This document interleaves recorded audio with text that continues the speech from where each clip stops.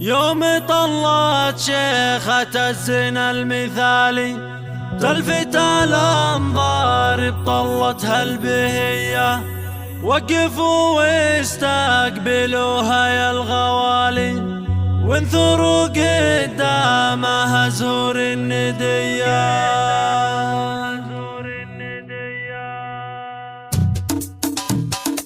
يوم طلت شيخة الزنا المثالي تلفت الأنظار بطلتها البهية، أقبلت نورها مثل بدر الليالي فاتنة وفيها الحلايا اليوسفية، في خطاها لقبلت كنها الغزالي كتباه بأصلها من البقية، وقفوا واستقبلوها يا الغوالي وانثروا قدامها زهور الندية، وانثروا قدامها زهور الندية. أرحب يا نورة يا بنت الرجال، يا سمو الزين حسن قابلية، بين أهل الزين لك مقدار عالي، حرت بوصفك بيوت الشاعرية، فيك زانت كل كيفان الجزائر للاستماع فقط، جميع الحقوق والنشر والتوزيع محفوظ. ابنها راعي الفعالي وافي بكل المواقف العصية، وافي بكل المواقف العصية، كاسب الطالات ما بين الرجال،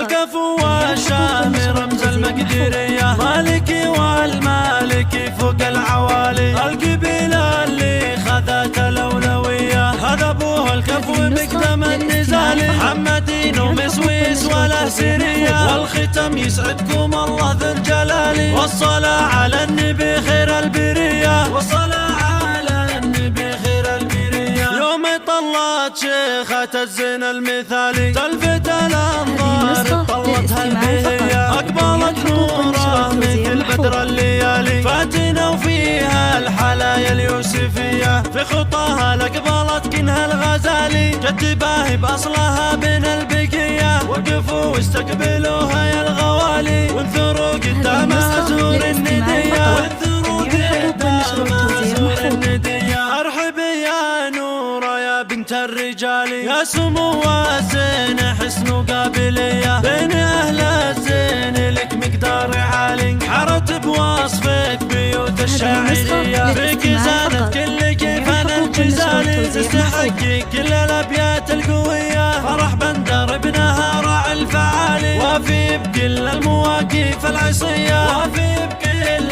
المواقف العصية، كاسب الطالات ما بين الرجال، الكفو والشام رمز المقدرية، مالكي والمالكي فوق العوالي، القبيلة اللي خذت الأولوية، هذا أبوه الكفو مقدم النزال، محمدين ومسويس ولا سيرية، والختم يسعدكم الله ذو الجلال، والصلاة على النبي خير البرية.